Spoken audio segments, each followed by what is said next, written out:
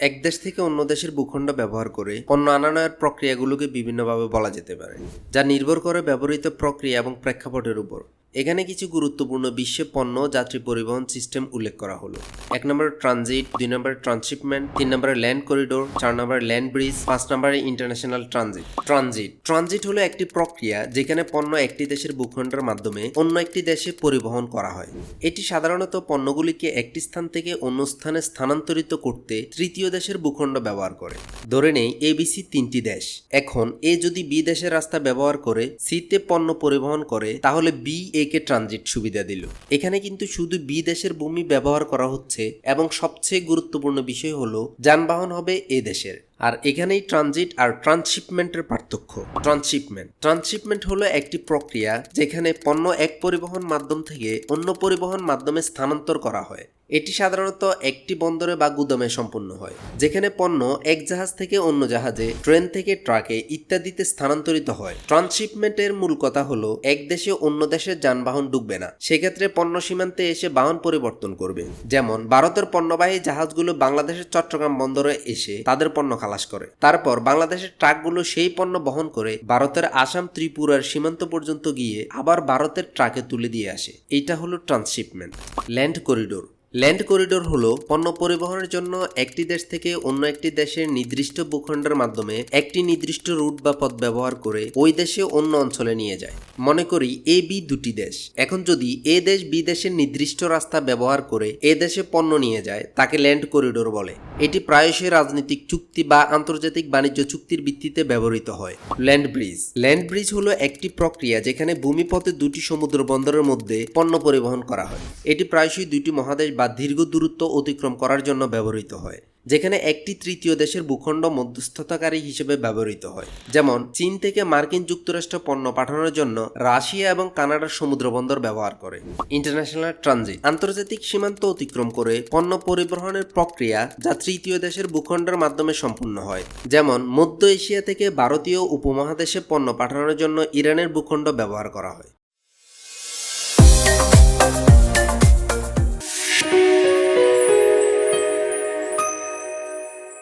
ভারত বাংলাদেশের 10টি চুক্তি কি কি? এবার আসি বাংলাদেশ সরকার ভারতের সাথে যে 10টি সমঝোতা চুক্তি সই করেছে সেগুলো কি। বাংলাদেশ ভারত ডিজিটাল পার্টনারশিপ ও 3টি গ্রিন পার্টনারশিপ চুক্তি নবায়ন সহ মোট 10টি সমঝোতা স্মারক সই করেছে। নতুন সমঝোতা স্মারকের মধ্যে রয়েছে 1 নম্বরে বাংলাদেশ ভারত ডিজিটাল পার্টনারশিপ চুক্তি, 2 নম্বরে ভারত বাংলাদেশ গ্রিন পার্টনারশিপ চুক্তি, সমুদ্র সহযোগিতা ও ব্লু ইকোনমি, 4 নম্বরে ভারতের ইন স্পেস এবং ডাক ও টেলিযোগাযোগ মন্ত্রণালয়ের সমঝোতা চুক্তি, 5 নম্বরে দুই দেশের রেল মন্ত্রণালয়ের মধ্যে সংযোগ সংক্রান্ত সমঝোতা, 6 নম্বরে সমুদ্র বিষয়ক গবেষণায় দুই দেশের সমঝোতা, 7 নম্বরে কৌশলগত ও অপারেশনাল খাতে সামরিক শিক্ষা সহযোগিতায় defence services staff college, Wellington India এবং Mirpur defence services command and staff কলেজের মধ্যে সমঝোতা। নবায়ন করা সমঝোতার মধ্যে রয়েছে 1 নম্বরে স্বাস্থ্য ও ওষুধ সংক্রান্ত পুরনো সমঝোতা নবায়ন, দুর্যোগ ব্যবস্থাপনা ও প্রশমনে ভারতের national disaster management authority Bangladesh ত্রাণ ও দুর্যোগ মন্ত্রণালয়ের বিদ্যমান সমঝোতা নবায়ন, 3 নম্বরে মৎস্য সম্পদের উন্নয়নে বিদ্যমান সমঝোতা নবায়ন। এই হলো ভারত বাংলাদেশের মোট সমঝোতা 10টি চুক্তি। কিন্তু ভারতকে এই ট্রানজিট সুবিধা দিয়ে বাংলাদেশ কি পাবে? নতুন চুক্তি সম্পর্কে যা জানা যাচ্ছে, ভারতকে ট্রানজিট সুবিধা দেওয়া বাংলাদেশের জন্য একেবারে নতুন কোনো বিষয় নয়। দেশটি আগেও ভারতকে ট্রানজিট সুবিধা দিয়েছে। স্বাধীনতার পর 1972 সালে প্রথমবারের মতো অভ্যন্তরীণ নৌ ট্রানজিট ও বাণিজ্য প্রটোকল স্বাক্ষর হয়েছিল বলে জানা যায়। এরপর স্থলপথে ট্রানজিট সুবিধা পেতে 2010 সালে বাংলাদেশের সাথে একটি চুক্তি করে ভারত। 2018 সালে দুই দেশের মধ্যে আরেকটি চুক্তি স্বাক্ষরিত হয়, যার মাধ্যমে বাংলাদেশের চট্টগ্রাম ও মংলা সমুদ্র বন্দর ব্যবহার করে সড়ক পথে উত্তর পূর্বের রাজ্যগুলিতে পণ্য পরিবহনের অনুমতি পায় ভারত। বাংলাদেশের কাছ থেকে নৌ এবং সড়ক পথে পণ্য পরিবহনের ট্রানজিট আগেই পেয়েছে ভারত। চট্টগ্রাম মংলা বন্দরে খালাস করা পণ্য 8টি নির্ধারিত সড়ক রুট ব্যবহার করে উত্তর থেকে পূর্বাঞ্চলে নিতে পারে ভারত। কয়েক ধরনের ফি ছাড়াও প্রতি কিলোমিটারের জন্য টন প্রতি 1 টাকা 85 পয়সা ট্যারিফ দেয় ভারত। 2010 সালে ট্রানজিট চুক্তি সইয়ের পর বাংলাদেশ সরকারের পক্ষ থেকে বলা হয়েছিল যে এর মাধ্যমে দেশটি আর্থিকভাবে বেশ লাভবান হবে। মূলত পণ্য পরিবহনের ক্ষেত্রে বাংলাদেশকে টন প্রতি হিসাবে একটি ট্রানজিট ফি বা মাসুল দিয়ে থাকে ভারত। সব মিলিয়ে প্রতি টনে দেশটি মাসুল পায় মাত্র 300 টাকার মতো। অথচ তখন বলা হয়েছিল যে বছরে প্রায় $500 মিলিয়ন মতো লাভ হবে। কিন্তু পরে আদৌ কি কোনো $1,000,000 আয় হয়েছে? নৌ এবং সড়ক ট্রানজিট থেকে বাংলাদেশে আয়ও উল্লেখযোগ্য নয়। কেন ভারত তিস্তা সহ আরও অন্যান্য চুক্তিতেও রাজি হলো? বাংলাদেশের প্রধানমন্ত্রী শেখ হাসিনার ভারত সফরকালে সম্প্রতি যে 10টি সমঝোতা স্মারক সই হয়েছে সেগুলোর একটি হচ্ছে রেল ট্রানজিট। ভৌগোলিক অবস্থানের কারণে উত্তর পূর্ব অঞ্চলের রাজ্যগুলো থেকে পণ্য ও মালামাল আনা নেওয়ার ক্ষেত্রে বেশ বেগ পোহাতে হয় ভারতকে। মাঝখানে বাংলাদেশ থাকায় দেশের অন্য অংশের সাথে রাজ্যগুলির পণ্য পরিবহন বেশ ব্যয়বহুল এবং সময় সাপেক্ষ। সেই কারণে বাংলাদেশের কাছে পণ্য ট্রানজিট সুবিধা চেয়ে আসছিল ভারত বাংলাদেশের ভূখণ্ড ব্যবহার করে ভারত পণ্য নিবে, তাহলে সংজ্ঞা অনুযায়ী এটাকে করিডোর বলতে হবে। ভারতের প্রথম সারির strategic think tank Manohar Parrikar institute for defence studies and অ্যানালিসিসের সিনিয়র ফেলো শ্রুতি পট্টনায়ক বলেছিলেন, তিস্তা প্রকল্প বা তিস্তা মহাপরিকল্পনার ক্ষেত্রে প্রথম প্রস্তাবটি এসেছিল চীনের কাছ থেকে। চীনের রাষ্ট্রদূত বাংলাদেশের তিস্তা ব্যারেজে সরেজমিনে সফর পর্যন্ত করেছিলেন, প্রকাশ্যে আগ্রহ ব্যক্ত করেছিলেন। এখন সহজবোধ্য কারণে ভারত চায়না সীমান্তের এত কাছে স্পর্শকাতর এলাকায় একটি প্রকল্পে চীন যুক্ত থাকুক। এই যে চীন নিজ থেকে এই প্রকল্প বাস্তবায়নের প্রস্তাব দিয়েছে, এর পিছনে চীন ফ্যাক্টরের একটি বড় ভূমিকা আছে। এখন চীনকে হটিয়ে ভারত যদি এই প্রকল্প নিজেরাই করতে চায়, তাহলে ঢাকার কাছে দিল্লির অফারটাও কিন্তু বেজিংয়ের চেয়ে বেশি আকর্ষণীয় হতে হবে। যেমন ধরুন, চীন হয়তো সফট লোন বা সহজ শর্তের ঋণে এই প্রকল্পে অর্থলগ্নি করতে চাইবে। ফলে ভারতে বিশেষজ্ঞ ও পর্যবেক্ষকদের একটি বড় অংশই বিশ্বাস করেন, ভারতকে রেল ট্রানজিট পেতে হলে কিংবা চুক্তি না করেও তিস্তা প্রকল্পে অংশীদার হতে হলে ভারতকে বড়সড় বেশ কিছু ছাড় দেওয়ার জন্য প্রস্তুত থাকতে হবে। ভারতের সামরিক ও বেসামরিক পণ্য পরিবহনের জন্য অত্যন্ত গুরুত্বপূর্ণ চিকেন নেক রেলপথ নিয়ে 2017 সালে দোকলাম অঞ্চল ঘিরে ভারত ও চীনের মধ্যকার বিরোধে বেশ দুশ্চিন্তায় পড়ে গিয়েছিল ভারত। কারণ চিকেন নেক করিডোর এই বিরোধপূর্ণ অঞ্চলের কাছেই অবস্থিত।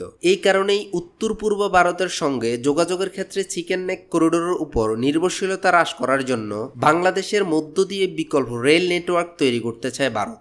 দিল্লির গবেষণা প্রতিষ্ঠান সেন্টার ফর মেরিটাইম ইকোনমি ও কানেক্টিভিটির অধ্যাপক অর্থনীতিবিদ ডক্টর প্রবীর দে বলেছিলেন, বাংলাদেশের কাছ থেকে এই সুবিধা পেতে হলে ভারতকেও খুব বড় আকারের কোনো পাল্টা ছাড় বা কনসেশন দিতে হবে।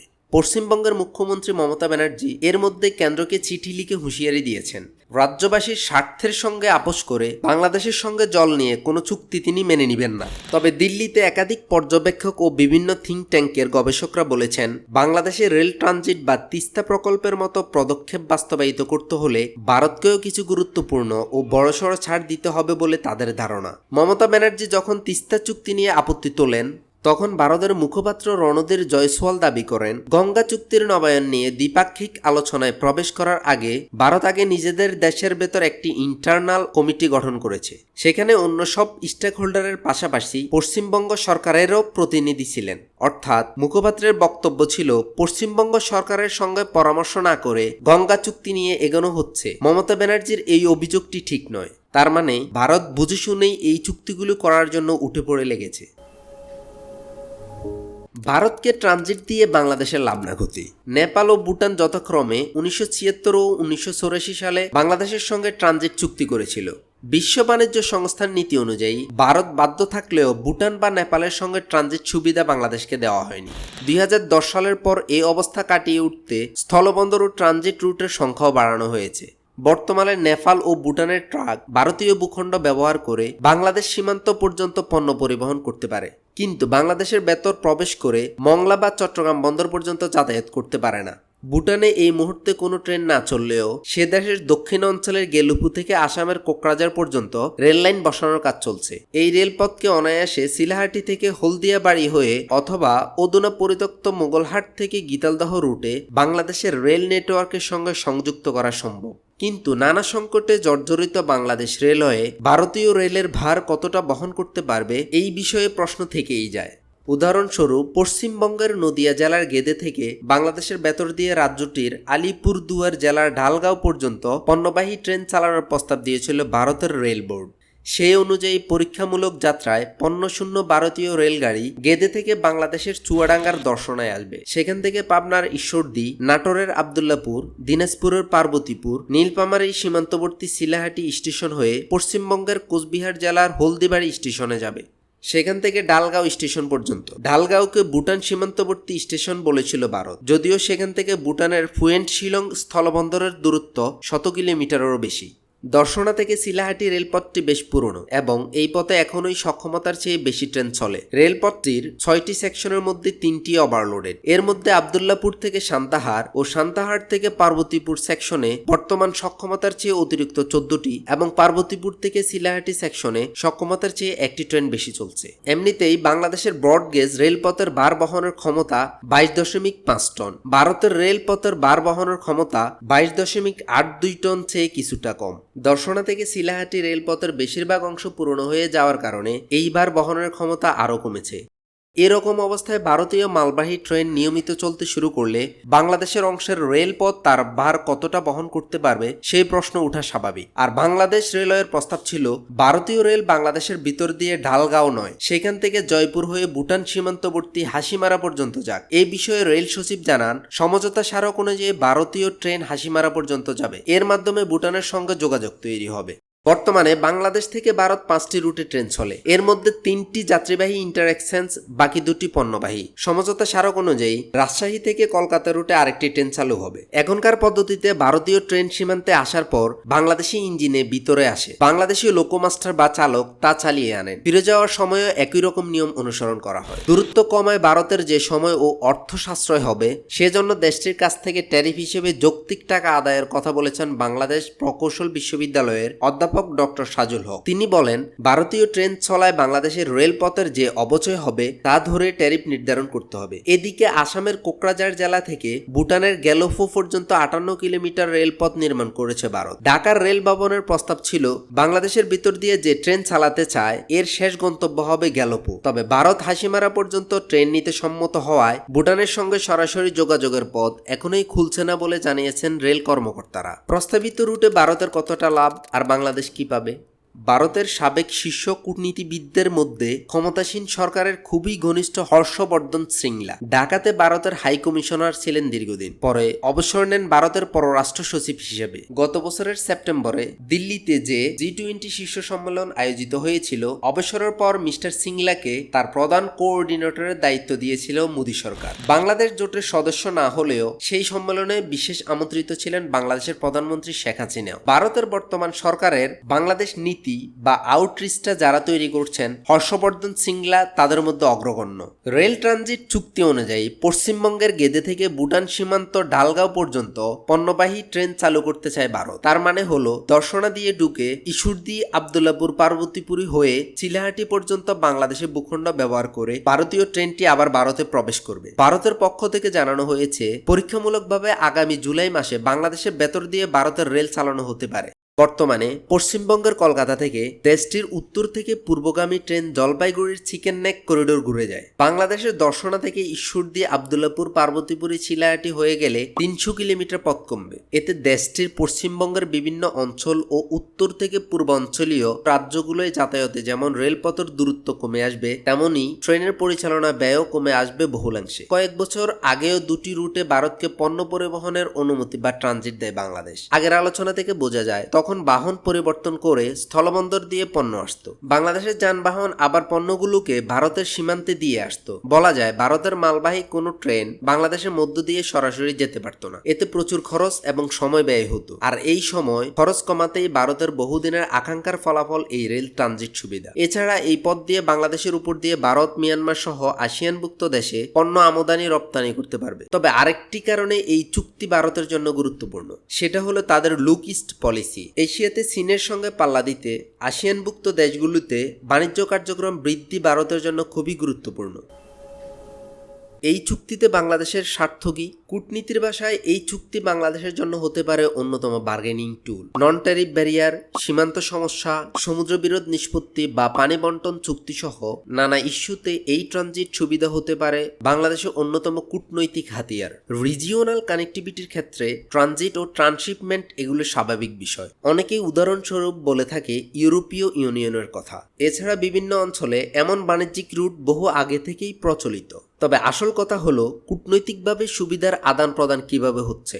অর্থনীতির ভাষায় এটি জিরো সাম গেম বা একপাক্ষিক লাভ নাকি দুপক্ষের জন্যই উইন উইন সিচুয়েশন, তা বুঝতে অপেক্ষা করতে হবে কয়েক বছর। ইতোমধ্যে 2024 সালের 23 জুন স্বাক্ষরিত সমঝোতা স্মারকে তিস্তা প্রকল্পের বিষয়ে যৌথভাবে কাজ করার সিদ্ধান্ত হয়েছে। তাতে বাধা হয়ে দাঁড়িয়েছেন পশ্চিমবঙ্গের মুখ্যমন্ত্রী মমতা ব্যানার্জি। আসলে মুখ্যমন্ত্রী মমতা ব্যানার্জির সম্মতি ছাড়া বাংলাদেশের দাবি অনুযায়ী তিস্তার জল ছাড়া যে অসম্ভব, এটা গত 16 বছরে প্রমাণিত। আন্তর্জাতিক বিশেষজ্ঞদের মতে ট্রানজিট পাওয়ার পর দর্শনা থেকে চিলাহাটি পর্যন্ত যে রেল লাইনটি ভারত ব্যবহার করার সুযোগ পাবে, সেটির উন্নয়ন ও ব্যবস্থাপনার খরচও পাওয়া উচিত বাংলাদেশের। এদিকে 2026 সালে এলডিসিভুক্ত দেশগুলোর মধ্যে থাকবে না বাংলাদেশ। তখন শুল্কমুক্ত পণ্য পরিবহনের সুযোগ আর পাবে না বাংলাদেশ। এখন ভারতে পণ্য রপ্তানিতে যে 97% শুল্ক মুক্তি সুবিধা পাচ্ছে বাংলাদেশ, যদিও নন ট্যারিফ বাধা রয়েছে, যে কারণে বহুলাংশে লাভ করতে পারছে না বাংলাদেশ। তবে এলডিসি থেকে উত্তরণের পরও শুল্কমুক্ত অবস্থা বজায় রাখতে আলোচনা চলমান রয়েছে, যার নাম CEPA comprehensive economic partnership agreement. Transit নিয়ে বিশ্ব বাণিজ্য সংস্থার একটি নীতি আছে। যদি এ দেশ চায় বি দেশের উপর দিয়ে সি দেশে পণ্য পরিবহন করবে, তাহলে বি ট্রানজিট দিতে বাধ্য। কিন্তু যদি এ দেশের আরেকটি অংশ যেতে যদি বি এর উপর দিয়ে যেতে হয়, তাহলে বি ট্রানজিট দিতে বাধ্য নয়। এখন পর্যন্ত ভারতকে দেওয়া ট্রানজিট ট্রান্সশিপমেন্ট সুবিধার বিনিময়ে বাংলাদেশের প্রাপ্তির বিষয়টি সেভাবে দৃশ্যমান নয়। সেই কারণেই একটা ধারণা বেশ জোরালো যে প্রায় একতরফাভাবে এইসব সুবিধা দেওয়া হয়েছে। ভারতের সাথে বিদ্যমান বড় বাণিজ্য ঘাটতি $1170 কোটি, তিস্তা সহ 53টি অভিন্ন নদীর পানি বন্টন বিষয়ে সুরাহ না হওয়া, সীমান্তে হত্যা শূন্যতে নামাতে না পারা সহ বিভিন্ন ক্ষেত্রে ভারতের সাথে সন্তোষজনক সমঝোতা না হওয়ায় ট্রানজিট সম্পর্কে নেতিবাচক দৃষ্টিভঙ্গিও বেড়েছে। পাশাপাশি এটিও ঠিক যে এই ট্রানজিট ট্রানশিপ্টের মধ্য দিয়ে বাংলাদেশের পণ্য পরিবহন তথা লজিস্টিক ব্যবসা সম্প্রসারণের একটি সুযোগও তৈরি হয়েছে। কারণ ট্রান্সশিপমেন্ট ট্রাক বা যানবাহন বাংলাদেশে অবশ্যই এইসব পণ্য ট্রান্সশিপমেন্ট মাসুল বাবদ যা পাওয়া যাচ্ছে বা যাবে, তা বড় অঙ্কের কিছুই নয়। বাংলাদেশের ভেতর দিয়ে সরাসরি ভারতের মালবাহী ট্রেন চলাচলের সিদ্ধান্তটি ভবিষ্যতে দেশটির নিরাপত্তার জন্য কি কোনো ঝুঁকি তৈরি করতে পারে? ভারতের উত্তর পূর্বাঞ্চলের যেসব রাজ্যে দীর্ঘদিন ধরে অস্থিরতা বিরাজ করছে, সেসব অভিযানে ভারত হয়তো এই রেলপথ ব্যবহার করতে চাইবে। এসব রাজ্যে অতীতে ভারতীয় নিরাপত্তা কর্মীদের সাথে সশস্ত্র গোষ্ঠীগুলো সংঘাত হতে দেখা গেছে। অন্যদিকে চীন ভারত সীমান্তেও বিভিন্ন সময় সংঘাতময় পরিস্থিতি তৈরি হতে দেখা গেছে। এমন সংঘাতময় পরিস্থিতিতে বা দুঃসময়ে ভারত অবশ্যই এইসব ট্রানজিট রুট ব্যবহার করতে চাইবে এবং সেটিই দীর্ঘমেয়াদে বাংলাদেশের জন্য দুশ্চিন্তার সবচেয়ে বড় কারণ হয়ে উঠতে পারে। তবে বাংলাদেশের সাবেক রাষ্ট্রদূত এম হুমায়ুন কবির অবশ্য বলেছেন, ট্রানজিট দেওয়ার পর সেটির উপর বাংলাদেশ কতটুকু নিয়ন্ত্রণ রাখতে পারবে সেটির উপরেই নিরাপত্তা হুমকির বিষয়টি অনেকাংশে নির্ভর করে। ট্রানজিটে যদি শুধু পণ্য পরিবহনের কথা বলা থাকে, তাহলে সেটি ছাড়া ট্রেনে অন্য কিছু আনা নেওয়া করা হচ্ছে কিনা সেটি যদি ঠিকমতো না দেখা হয় বা সেটির নিয়ন্ত্রণ যদি বাংলাদেশের হাতে না থাকে, তাহলে অবশ্যই সমস্যা হতেই পারে। সবচেয়ে বড় কথা হলো, ভারতের সঙ্গে বাংলাদেশে বেশ কিছু অমীমাংসিত বিষয় রয়েছে, যার মধ্যে সীমান্তে বাংলাদেশের নাগরিক হত্যা, তিস্তা সহ বাংলাদেশের নদী থেকে ভারত কর্তৃক একতরফা পানি প্রত্যাহার অন্যতম। এসব সমস্যার সমাধান না করে কোন যুক্তিতে এবং কার স্বার্থে বাংলাদেশ একের পর ভারতকে স্থল, নৌ ও রেল বন্দর ব্যবহারের সুবিধা দিতে থাকবে? বাংলাদেশ ঘিরে ভারতের এই পরিকল্পনা বাস্তবায়িত হলে বাংলাদেশ যে চীন ভারতের ভূরাজনৈতিক প্রতিদ্বন্দ্বিতার জটিলতার মধ্যে আরো বেশি করে জড়িয়ে পড়বে না, তার কি নিশ্চয়তা? উত্তর পূর্ব ভারত সীমান্তে চীনের সঙ্গে সামরিক সংঘাতে বাংলাদেশের রেল ট্রানজিট ব্যবহার করে যদি ভারতীয় সামরিক সরঞ্জাম পরিবহন করা হয়, তখন বাংলাদেশ সরকারের ঘোষিত ভারসাম্যমূলক পররাষ্ট্রনীতির অবস্থা কি দাঁড়াবে? আরেকটি বিষয় হলো, সিঙ্গেল লাইনে একটি স্টেশন থেকে যখন কোনো ট্রেন ছেড়ে যায়, তখন অন্য প্রান্তের স্টেশন থেকে আর কোনো ট্রেন ছাড়তে দেওয়া হয় না। আগের স্টেশন থেকে ছেড়ে আসে ট্রেনটি অন্য প্রান্তের স্টেশনে আসার আগ পর্যন্ত থেমে থাকা ট্রেনটিকে অপেক্ষা করতে হয়। ফলে সিঙ্গেল লাইনের রেলপথে ট্রেনের সংখ্যা বাড়ানোর সঙ্গে সঙ্গে ক্রসিং এর সংখ্যা ও অপেক্ষার সময় বাড়তে থাকে। এখন এই সক্ষমতার সংকটে ভুগতে থাকা দর্শনা থেকে চিলাহাটি রেলপথে ভারতীয় মালবাহী ট্রেন চলতে দেওয়া হলে বিদ্যমান ট্রেনগুলির শিডিউল বিপর্যয় ও দুর্ঘটনা ঝুঁকি আরো বাড়বে। তাছাড়া 14টি নতুন রুটে বাংলাদেশের রেলপথ দিয়ে ভারতীয় ট্রেন চলাচল শুরু হলে ইতিমধ্যে অবকাঠামো সংকটে জর্জরিত বাংলাদেশ রেলওয়ের কি অবস্থা হবে তা সহজেই অনুমেয়। এমনকি ভারতের রেল চলাচলের সুবিধার জন্য যদি বাংলাদেশের রেলের অবকাঠামো উন্নয়নের প্রকল্প হাতে নেওয়া হয়, যদি সেজন্য ভারত ঋণ দেয়, সেক্ষেত্রেও তা বাংলাদেশের জনগণের জন্য বোঝা হিসেবেই আবির্ভূত হবে। কারণ দিন শেষে ঋণের অর্থ সুদে আসলে জনগণের করের টাকা থেকেই পরিশোধ করতে হবে। তার উপর দেখা যাবে বাংলাদেশের অভ্যন্তরীণ প্রয়োজনের জন্য যেসব স্থানে রেলপথের অবকাঠামো উন্নয়নের প্রয়োজন সেসব স্থানের বদলে অবকাঠামো উন্নয়নে গুরুত্ব দেওয়া হচ্ছে ভারতের ট্রানজিট সুবিধা মাথায় রেখে। এভাবে বাংলাদেশের জনগণের করের টাকায় ভারতকে রেল ট্রানজিট দিয়ে বাংলাদেশে কি লাভ হবে? এর আগে ভারতকে বাংলাদেশের নৌপথ, স্থলপথ ও বন্দর ব্যবহারের অনুমতি দিয়ে কি লাভ হয়েছে? এসব ক্ষেত্রে হাজার হাজার কোটি টাকা আয়ের স্বপ্ন দেখানো হলেও বাস্তবে কি অর্জন হয়েছে তার কোনো সুনির্দিষ্ট হিসাব পাওয়া যায় না। কানেক্টিভিটির প্রসঙ্গে অনেকেই ইউরোপের উদাহরণ দিয়ে থাকেন, কিন্তু অর্থনৈতিক, বাণিজ্যিক, সামরিক ইত্যাদি বিভিন্ন ক্ষেত্রে ইউরোপীয় ইউনিয়ন দেশগুলোর পারস্পরিক শক্তি সামর্থ্যের মধ্যে যে ভারসাম্যপূর্ণ অবস্থা রয়েছে, ভারত বাংলাদেশের মধ্যে কি তা রয়েছে? সবচেয়ে বড় কথা হলো ভারতে এই ধরনের ট্রানজিট দেওয়ার বিষয়টি চীন কিভাবে নেয় সেটির উপরেও অনেক কিছু নির্ভর করবে। তবে নতুন এই রেল ট্রানজিট দেশের জন্য নিরাপত্তা হুমকিও হতে পারে যদি সঠিকভাবে এ যাতায়াতের নিয়ন্ত্রণ বাংলাদেশের হাতে না থাকে। আবার ট্রানজিটের ইস্যু চীন কিভাবে দেখছে এবং আন্তর্জাতিক পরিমণ্ডলে এর গ্রহণযোগ্যতা কতটুকু সেটিও দেখার বিষয়। বাংলাদেশ এতদিন ভারত এবং চীন উভয়ের সাথে একটি ব্যালেন্স সম্পর্ক বজায় রেখে এসেছে। এখন ভারতকে সরাসরি ট্রানজিট সুবিধা দেওয়ার বিষয়টি চীন যদি ভালোভাবে না নেয় তাহলে অনেক কিছুই হতে পারে। তবে এই চুক্তি বাস্তবায়নের পর তিস্তা মহাপরিকল্পনা বাস্তবায়ন, বন্দরগুলোর সুযোগ সুবিধা ও সক্ষমতা আরো বৃদ্ধি, তিস্তা চুক্তি সহ ভারতের ভূমি ব্যবহার করে নেপাল ও ভুটানের সঙ্গে বাংলাদেশ ও তৃতীয় দেশের পণ্য আনা নেওয়ার সুযোগ সুবিধা আদায় করতে পারলে এবং সর্বোপরি রেল ট্রানজিটে বাংলাদেশ যেন ন্যায্য মাসুল বা টোল পায় এবং সেটির উপর নিয়ন্ত্রণ থাকে, সে বিষয়টি নিশ্চিত করতে পারলে বাংলাদেশ লাভবান হবে বলে মনে হচ্ছে।